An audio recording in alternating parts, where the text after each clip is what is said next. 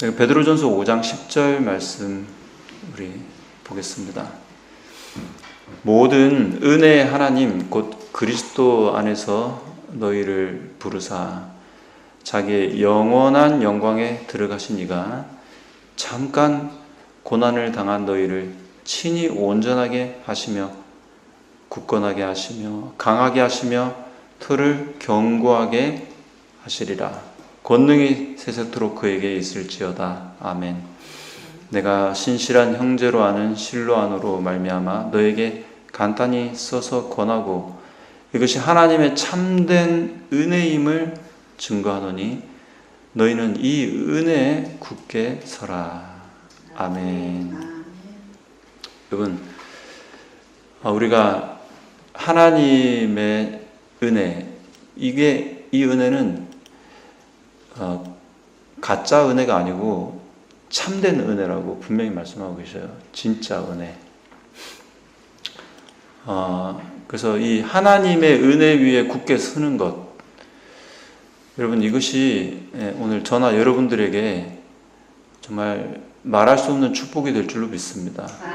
이 은혜 위에 서야 우리가 잠깐 고난을 당하는 가운데 있지만 이 견딜 수가 있는 거예요. 이게 하나님의 은혜 없이 어떻게, 물론 고난이 잠깐이래지만 그래도 힘든 건 매 한 가지잖아요. 네, 그래서 근데 이걸 견디는 유일한 힘은 우리를 부르신 분이 참 은혜로운 하나님이다. 이 사실을 기억하는 수밖에 없는 것 같습니다. 이 고난도 하나님의 은혜의 계획 아래 있겠지. 내가 지금은 이렇게 실감나지 않지만 이건 다 하나님의 은혜겠지. 이렇게 믿지 않고서 어떻게 우리가 이 고난을 지나가겠어요, 그렇죠? 네. 자, 근데 이 하나님의 은혜 위에 굳게 서는 일을 위하여 어떻게 해야 되는지 5장에 좀 구체적인 팁이 나와 있습니다. 그게 5장 5절에 나와 있는데 이거 한번 보십시오. 베드로전서 5장 5절에 보시니까 젊은 자들아 이와 같이 장로들에게 순종하고 다 서로 뭐 하라고요? 겸손해야 된다. 그 겸손으로 허리를 동여야 된다. 이렇게 되어 있습니다. 허리는 왜 동여요? 이게 비유죠. 그 당시에 이제 복장은 펄렁펄렁한 이렇게 푸대자루 같은 옷이어가지고 그거 평소에는 그렇게 돌아다녀야 되는데 어디 빠르게 뭔가 일을 할 때 이걸 안 묶으면은 움직일 수가 없는 옷이에요. 이게 펄럭거려가지고. 그래서 허리를 동여야 뭔 일을 할 수가 있는데 하나님 사업하려면 허리를 동여 매야지 할 수가 있어요. 그냥 펄럭펄럭 이렇게는 할 수는 없잖아요. 근데 그 허리띠를 뭐로 쓰라고 되어 있느냐면 서로 겸손해야 된다. 그렇게 이야기를 하고 있습니다. 그러면서 아주 우리에게 찔림이 되고 돌아보게 하는 말씀 이어지죠. 하나님은 교만한 자를 내버려 두는 것도 아니고 뭐 하신대요? 교만한 자는 하나님의 원수예요. 교만은 하나님께서 죄하고 마귀하고만 싸우는 게 아니고 교만하고 지금 싸운다. 이렇게까지 표현이 됐다면 이 교만이라는 게 보통 일이 아니죠. 그렇죠? 네, 교만한 것은 하나님의 대적할 것이다. 이렇게 되어져 있습니다. 그런 다음에 같이 읽겠습니다. 겸손, 시작. 겸손한 자에게는 은혜를 주시느니라. 아멘. 아까 우리가 조금 전에 은혜 위에 서야 된다. 이렇게 이야기를 했잖아요. 근데 은혜 위에 서려면 조건이 여기 딱 붙어 있어요. 예, 뭐 해야만?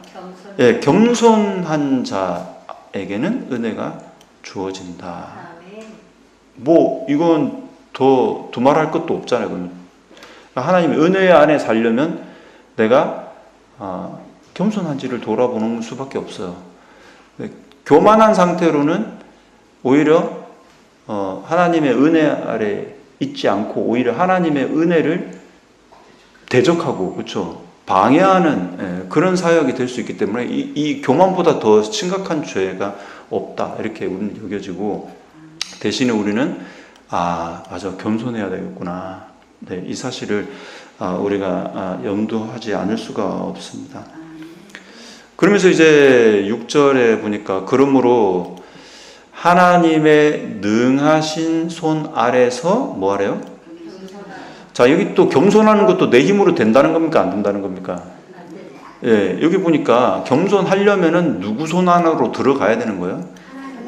하나님의 능력의 손 아래에서 우리가 겸손해야 된다. 그러면서 말씀하시기를 때가 되면 너희를 높이시리라. 주님이 우리를 주님의 뜻대로 높여야 될 때가 있다 이거예요.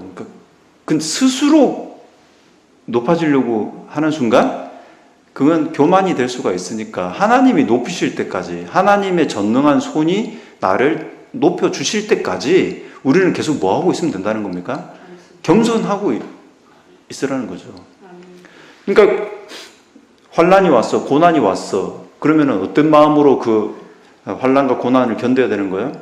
겸손하게 견뎌야 돼요. 그러면 하나님의 은혜가 와가지고 하나님의 손이 때가 되면 높여주겠다 이 말이잖아요. 근데 우리는 그걸 잘 기다려요, 못 기다려요? 예? 저 진짜 못 기다려요. 저같이 성질 급한 사람은 도저히 못 기다리겠어요. 좀 하나님께서 이제 좀 때가 벌써 지난 것 같은데 좀 빨리 좀 높여주시지. 계속 언제까지 이렇게 바닥을 기게 하시냐고요. 왜 이렇게 고난을 계속 해가지고 이렇게 막 계속 눌려있게 하시냐 이거요. 빨리 좀 벗어나서 이렇게 높여주셨으면 좋겠잖아요. 그러니까 죄송합니다. 저는 좀 이게 잘 안 돼요. 때가 되기를 기다리기가 너무너무 힘들어요. 여기는 좀 잘 되시는 분들이 좀 계시는 것 같아서 제가 민망합니다. 저만 좀 문제가 있는 것 같은데.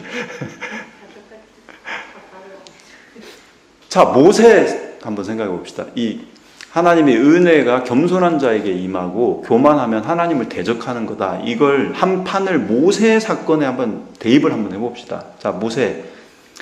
하나님의 큰 은혜를 입고 죽을 뻔했던 아이가 바로의 공주의 아들이 됐잖아요. 이런 기적이 어디 있어요? 큰 은혜죠.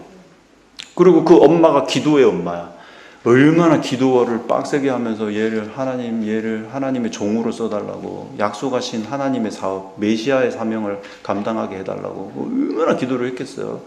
이게 모세가 이제 크는 동안에 12살 돼가지고 이제 13살쯤 되면은 이제 바로의 공주의 아들로 이제 진짜로 왕궁으로 들어가야 되는데 이 아들 데리고 같이 있을 시간이 없는 거야. 막 붙들고 창세기부터 얼마나 가르쳤겠냐고요.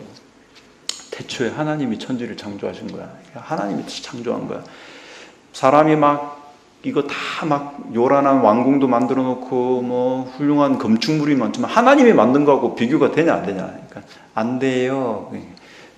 그럼 뭐라 했을까요?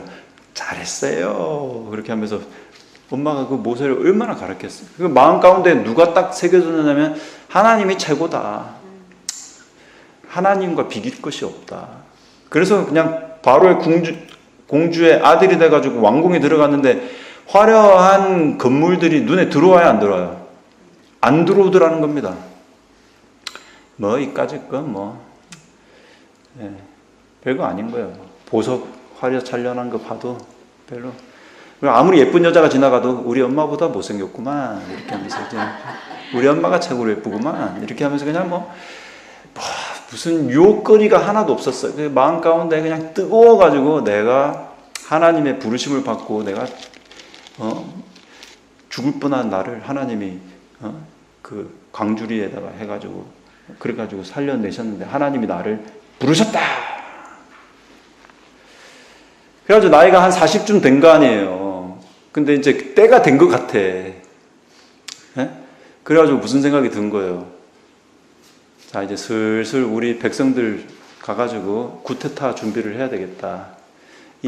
여기를 때려부시고 이 정도 지혜와 능력이면 나 따라한 사람도 많고 하니까 애굽을 때려부시고 나라를 뒤집어 엎어가지고 뭐 해버리자? 하나님이 말씀하신 나라로 만들자. 이쯤 된 거예요. 제가 잘 설명하고 있나요?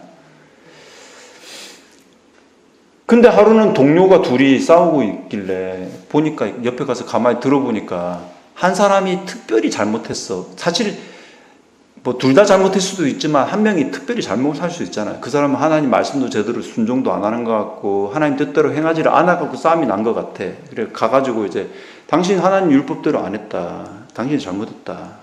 그렇게 하고 이제 질서를 딱 교통정리를 딱 해줬어요. 근데 거기서 끝난 게 아니죠. 그 사람은 기분이 좋았다 나빴다? 기분 더러운 거예요. 아니 뭐 자기 좀 백도 있고 능력도 있다고 나한테 지적질이네 이제 이런 생각이 딱 들어가니까 모세가 싫은 거예요. 근데 모세가 애굽 사람이 잘못한 걸 보고 몰래 탁 때려 죽이는 걸 이제 본 거예요. 그러니까 그 지적당한 사람이 기분이 안 좋았는데 저거 봐라 꼰질러야 되겠다 하고 소문을 내버린 거예요. 그러니까 모세 생각에는 준비가 다 됐지만 백성들의 상태는 준비가 된 거야 안 된 거예요? 전혀 안 돼 있는. 그러니까 하나님께서는 백성을 준비시켜야 뭐 이 친구들을 데리고 뭐 하나님 사업을 할 텐데 백성들 가운데는 아직 회개 안 한 사람들이 너무 많아. 예? 하나님의 은혜도 몰라요. 하나님 뜻대로 사는 것도 아니고. 근데 모세 입장에서는 그렇게 하나님 뜻대로 안 사는 그들을 빨리 자기가 이렇게 해가지고 막 선봉에 서가지고 애굽인을 탁 때려 죽이고 그렇게 하면은 막 우리 모세하고 따라올 줄 알았는데 그거는 착각이었던 거죠. 착각이었어요. 그래서 모세가 어디로 갑니까? 광야로 도망갔어요. 광야로 도망갔어요. 자, 모세가 그러니까 그때 하나님의 은혜를 구하는 방식이 겸손했습니까? 교만했습니까? 그걸 보고 교만이라고 그래요. 자기가 아무리 잘났어도 누구께 물어봤어야 되는 거예요. 그리고 뭘 했어야 되느냐면 하나님의 때인지 아닌지에 자기를 낮춰야 되는데 하나님의 때를 자기가 정하고 끌고 가려고 한 거예요. 아시겠죠? 그러니까 보세요. 참 우리 교회들 안에도 이런 게 문제인 게 제가 우리 방배를 아직 모르니까 이런 말을 해도 되겠죠. 제가 이렇게 몇 군데를 거쳐보니까 어떤 분들은 하여튼 자기가 없으면 교회가 망하는 줄로 생각하는 분들이 가끔씩 계세요. 그래가지고 주도권을 딱 쥐고 성도님들도 자기 맘대로 해야 되고 목사도 자기 맘대로 돼야 돼. 그게 안 되면 하나님 사업 하기 싫어. 주도권을 놓치고 싶어 하지 않는 분들이 너무 많아요. 정말 안타까워요. 근데 그게 가만히 보면 열심히 있어요, 없어요? 교회 사랑해, 안 사랑해요? 너무너무 하나님도 사랑하고 말씀도 많이 알고 열심도 있고 교회도 사랑해. 그런데 누가 하려고 하는 거예요? 자기가 안 하면 일이 안 되는 걸로 생각하는 거예요. 하나님께서 그런 분들은 훈련을 시켜요. 미디안 강야로 보내가지고 양 치면서 마음이 온유해질 때까지 하나님께서 트레이닝을 시키시더라고요. 그러니까 우리 인생에서 어쩌면 저도 여러분들도 한 번은 광야로 좀 들어갔다 나올 필요가 있는 것 같아요. 그리고 자기가 하고 싶어서 내가 원하는 대로 하는 게 아니고 하나님의 때를 겸손하게 기다리는 마음. 그 사람에게는 하나님께서 뭘 베풀어 주신다? 하나님의 참된 은혜를 경험하게 해 주시겠다. 저는 이 약속을 그냥 지나칠 수가 없습니다. 너무 중요한 교훈이에요. 그래서 정말 모세는 겸손해졌나요? 주님 뜻대로 주님이 하자는 대로 항상 물어보고 주님 어떻게 할까요? 이런 사람으로 변화된 모세의 모습을 우리는 보게 되는 거죠. 그래서 결국 구원받는 성품이란 무엇인가? 주님을 내 앞에 모시는 것입니다. 주님이 하시게 해드리기를 원하는 것입니다. 자아를 내려놓고 주님의 뜻을 겸손히 기다리는 것, 그거보다 더 중요한 사역은 사실은 없습니다. 땅끝까지 복음을 전하러 다녀도 겸손하지 않은 사람이면 그거는 자기를 위해서 다니는 거예요. 이런 이야기는 참 부담스러운 이야기입니다. 그래도 어떡하겠어요. 단에서 그냥 제가 이런 말씀을 전할 수밖에 없는 입장입니다. 저를 돌아보는 것이죠. 자, 그러면 베드로가 왜 이렇게 겸손 이야기를 많이 했을까? 궁금하죠, 그렇죠? 그래서 베드로전서 3장 가서 보시면 베드로가 말한 겸손 시리즈가 한 번 더 나오는데 이건 정말 배울 법한 이야기예요. 자, 이 이야기를 한번 잘 보십시오. 마지막으로 말하노니 너희가 다 마음을 같이하여 뭐 하래요? 동정하며. 자, 이게 중요해요. 동정을 하는데 어떻게 하는 마음으로? 마음을 같이 하여서 동정하며. 이게 제일 중요해요. 자, 그럼 마음을 안 같게 하는 동정도 있을까요? 네. 어떤 동정이냐면 내가 너보다는 그래도 조금 나은데 하면서 하는 동정도 있어요. 이해 가시죠? 아유, 참. 쟤는 나보다 성경도 제대로 못 읽고 예언의신도 똑바로 못 읽고 기도도 좀 부족하게 하네. 그런 마음으로 성경 좀 읽으세요. 예언의신 좀 읽어야 되겠다. 아유, 집사님 요즘 기도 안 하는구나. 나는 하는데 요즘에 엄청 길게 하는데 새벽에 막 기도를 한 40일 했는데 집사님 그러면 안 돼. 자, 이거는 마음을 같이 한 동정이에요? 밥 마신 동정이에요? 제가 근데 그런 짓을 되게 많이 했어요. 제 목회를 돌아보면서 제가 충격을 받았어요. 제가 성도님들한테 좋은 말로 하겠지 않겠어요? 아, 집사님 말씀 봐야 되겠다. 근데 그게 나는 보는데 집사님 안 보지? 예. 근데 동정하다는 말의 원래 단어의 뜻이 뭐냐면 같은 입장에 서다 이런 뜻이에요. 아, 저도 열심히 성경 보고 싶었는데 너무 저도 사실은 말씀대로 살기가 너무 힘든데 집사님은 말씀 볼 시간이 더 없으시죠? 얼마나 힘드세요? 이게 마음을 같이 하는 동정이에요. 근데 마음을 같이 하지 않게 되면 아까 말한 것처럼 시해한다고 돼 있어요. 그 해자, 은혜 해자인데 그게 뭐냐면 은혜를 베푸는 식으로 하는 동정. 정말 위험한 동정이에요. 이런 동정은 뭐가 문제냐면 위에서 아래로 내려다보는 식으로 하는 동정이에요. 원래는 어떻게 해야 되는데요?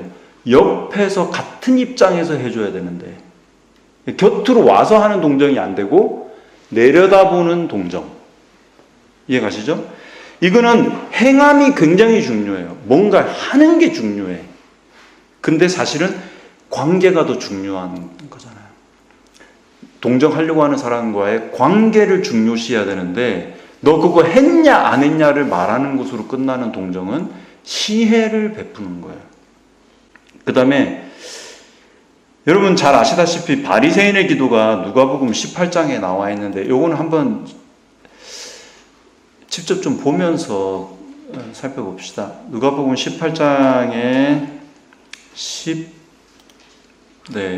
10절에 보면 두 사람의 기도가 나오죠. 하나는 바리새인이고 하나는 세리죠. 그렇죠? 바리새인이 서서 따로 기도하고 있습니다. 그러면서 하나님이여 나는 누구? 다른 사람들. 지금 비교하고 있죠. 응? 근데 다른 사람들 곧 토색, 불의, 간음하는 자들과 같지 아니하고 이 세리와도 같지 아니함을 감사합니다. 이렇게 이야기를 하고 있습니다. 자, 이 사람은 자기가 세리 같지 않음을 강조하면서 하나님 앞에 나아간 다음에 일회에 2번씩 금식하고 소득의 11조를 드립니다. 이 기도를 작은 목소리로 했을까요? 큰 목소리로 했을까요?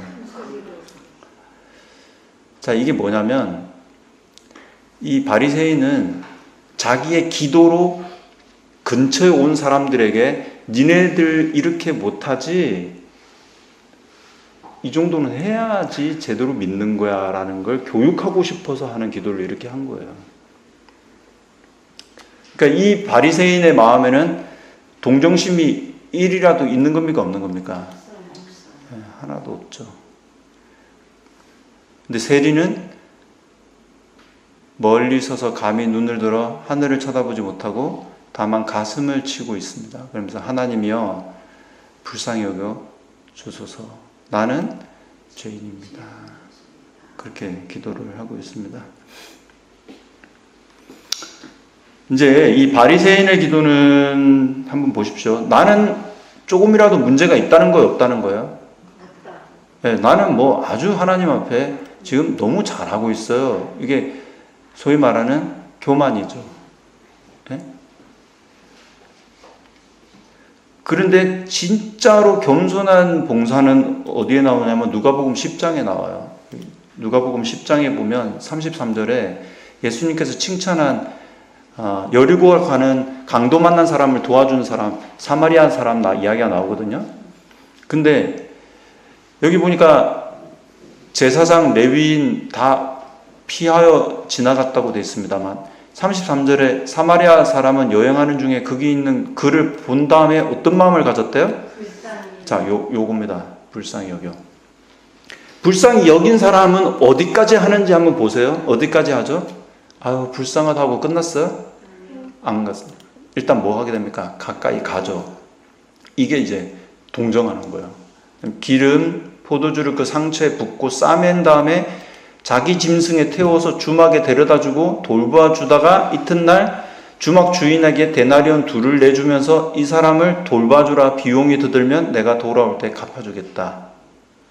여기까지 하는 거를 불쌍히 여기는 것이라고 성경은 말하고 있다고요. 자, 그러면 마음을 같이하여 동정하는 일이 오늘 저나 여러분들이나 실제로 우리의 성품을 이렇게 주님 앞에 십자가 앞에 가져가서 살펴볼 때 오늘 우리가 진짜 동정을 하고 있습니까? 아니면 좀 반쪽짜리 동정을 하고 있습니까? 네, 좀 대부분은 이 반쪽 동정의 가능성이 아주 커요. 그래서 제가 깜짝 놀랐잖아요. 다시 베드로전서 3장 가서 보십시오. 너희가 다 마음을 같이하여 뭐하고?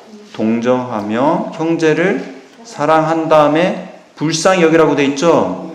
이게 불쌍히 여기면 선한 사마리아인처럼 하는 거예요. 그런데 그 다음에 뭐가 나왔어요? 겸손하며. 이게 왜 갑자기 뜬금없이 겸손이 왜 나왔냐고요, 이게.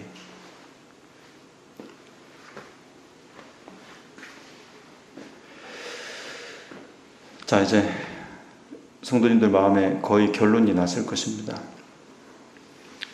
그러니까 내가 좀 남 동정하고 사랑하고 불쌍히 여겼다고 그것이 교만이 되면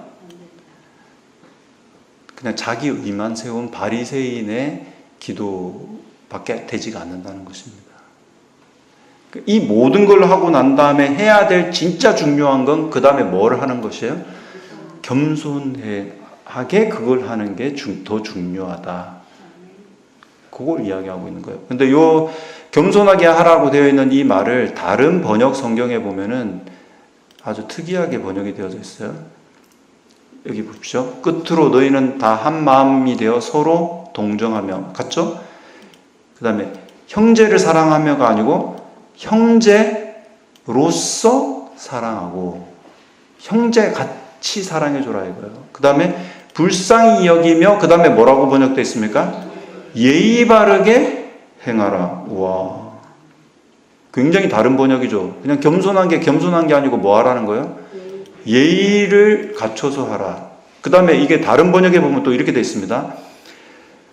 형제들로서 사랑하라. 그 다음에 불쌍히 여기라. 그 다음에 뭐가 되어 있어요? 정중하게 해라. 그러니까 겸손이 다른 표현으로는 이제 뭐 어떻게 하라는 거예요, 결국은? 예의 바르게. 그 다음에 정중하게. 완전히 말뜻이 연결이 되죠. 그래서 저는 갑자기 이 앞에 말이랑 겸손하라는 다른 말인 줄 알았어요. 불쌍히 여기며까지 딱 끊고 그 다음에 겸손하고 또 겸손도 하고 이렇게 하는 줄 알았더니 이게 왜 한 판에 있어야 되는지 이해가 가시죠. 아무리 좋은 일도 교남한 마음으로 하면은 하나님의 은혜를 입는 일이 될 수가 없다는 것입니다. 그럼 뭐로 해야 된다는 거예요? 네, 겸손을 통해서 그 일을 해야 그게 예의 바르고 정중한 일이다. 자, 그렇게 말씀하고 있는 것입니다. 제가 좀 길어지고 있지만 2장 찾은 것도 공부할 시간이 없으니까 2장에 가서 요 이야기가 이제 클라이막스가 될 것 같네요. 2장 18절에 있는 말씀도 한번 보십시오. 사환들아 범사에 두려워함으로 주인들에게 순종하라고 되어 있습니다. 그리고 선하고 관용하는 자들에게만 아니라 또한 누구한 자들에게도 까다로운 자한테도 그렇게 하래요. 그러면서 부당하게 이렇게 되어 있습니다. 이 까다로운 자가 심지어 어떻게 하는 사람인 거예요? 부당하게 하는 고난을 하는 거예요. 그러니까 아무리 생각해도 이건 너무 부당한데, 그런데 그때 누구를 생각하고?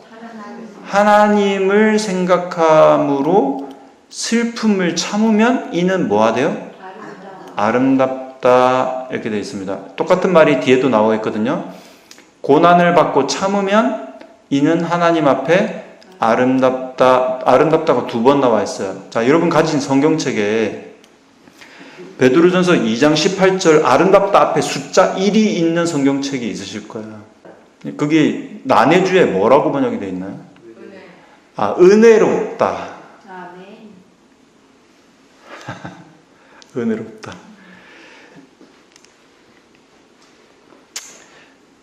그러니까 성도님, 우리가 누구 생각하고 있으면 하나님 생각하면, 그래서 참아지면 그게 하나님의 은혜가 임한 거다. 그 말이에요. 우리가 믿는 하나님은 누구십니까? 마태복음 11장에 나와 있는 그 하나님, 그분의 이름은 예수 그리스도시죠. 예수님이 저와 여러분들의 하나님 되심을 믿고 감사하시죠? 네, 그분이 하신 방법을 보십시오. 수고하고 무거운 짐진 자들아, 다 내게로 오라. 얼마나 동정 깊고 사랑이 많고 우리를 불쌍히 여기는 말씀이십니까? 네? 내가 너희를 뭐하게 해주겠다? 쉬게 해주겠다. 그러면서 나는 마음이 어떻대요?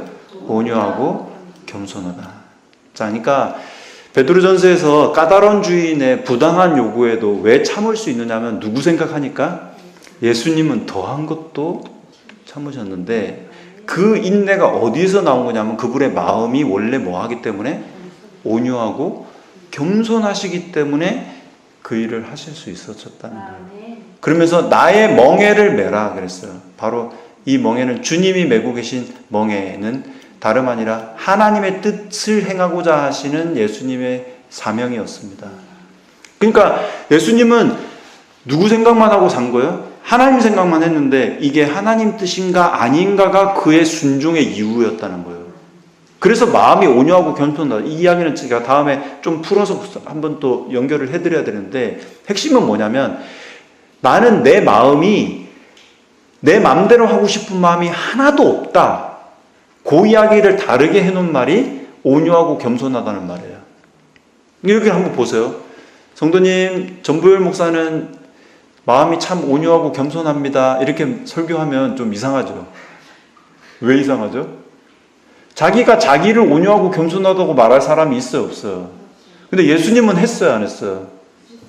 나는 마음이 온유하고 겸손. 처음에는 제가 충격을 받았다니까요. 자기가 자기를 온유하다 그래. 뭐 어쩌자는 거지? 그랬는데 뜻을 찾아보니까 그게 그런 뜻이 아니고 온유하고 겸손하다는 말은 우리말 편하게 이해하려고 해놓은 번역일 뿐이고 원래 뜻은 나는 내 뜻대로 하고 싶은 생각이 하나도 없다.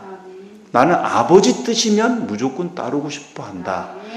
그 마음으로 멍에를 메고 한번 살아봐라. 그러면 진짜 마음의 쉼을 얻을 거다. 그 이야기예요.